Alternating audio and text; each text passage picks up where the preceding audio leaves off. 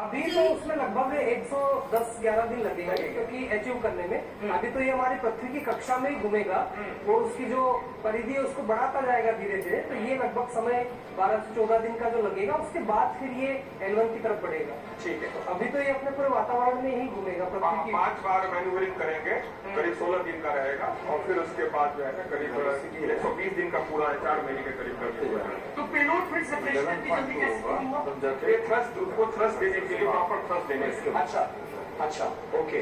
तो देखिए सुप्रियो जी बता रहे हैं कि वेलोसिटी बढ़ती जा रही है और जब वो 11.2 तक पहुंचेगी पर सेकंड, ये देखिए ये जो यहाँ पे हमें दिख रही है हम जानते हैं इसको एस्केप वेलोसिटी बोलते हैं। अगर 11 किलोमीटर पर सेकंड हो गई, दैट मीन्स वो पृथ्वी के गुरुत्वाकर्षण क्षेत्र को बाहर हो जाए। इतना अचीव करेगा अभी, तब जाके जो ये लगातार बढ़ रही है और ये 11 हो जाएगी। क्रॉस करेगा, 11 को जब क्रॉस कर लेगा तो पृथ्वी की कक्षा से बाहर गुरुत्वाकर्षण से क्षेत्र से बाहर निकल जाएगा।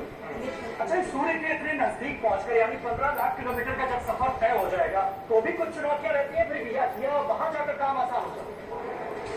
चुनौतियां तो वहां पर वैसे देखा जाए तो यही है, जो सोलर विंड आ रही है या वहाँ पे जो हाईली एनर्जेटिक चार्ज पार्टिकल आ रहे हैं, तो कहीं ना कहीं जो वहाँ पर पेलोड लगे हो उसको डैमेज नहीं करे या किसी प्रकार की हानि नहीं पहुंचाए।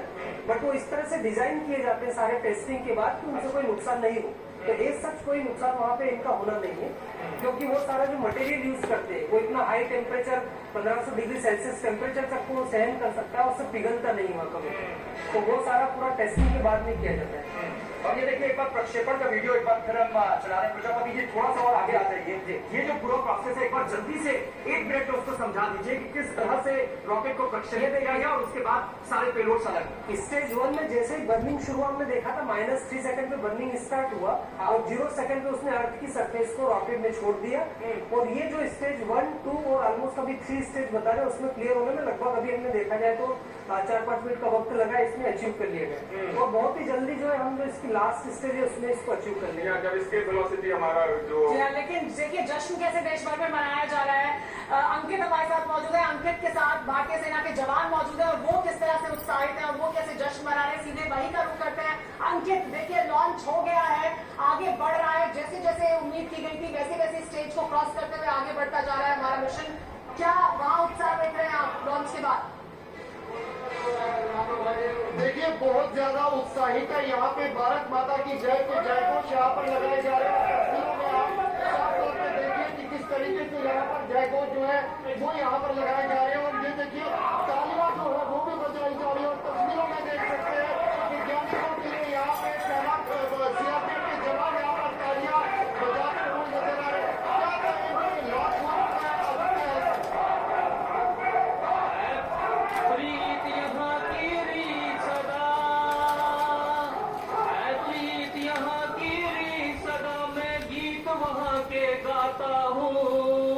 भारत का रहने वाला हूँ, भारत की बात सुनाता हूँ, ये देखिए अब जश्न जो है वो भी शुरू हो चुका है। क्या कितनी उत्साहित है, कितनी खुशी हो रही है? बहुत ज्यादा खुशी हो रही है।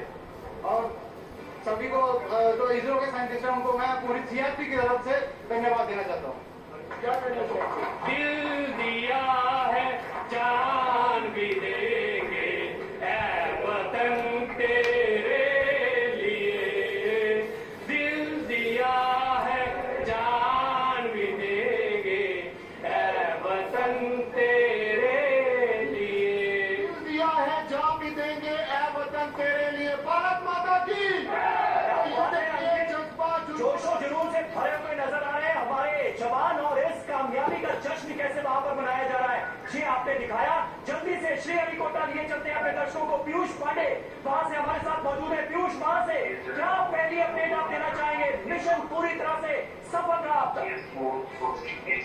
बिल्कुल, देखिए लॉन्च पूरी तरह से अब तक सफल है और अगले 30 मिनट बहुत महत्वपूर्ण है।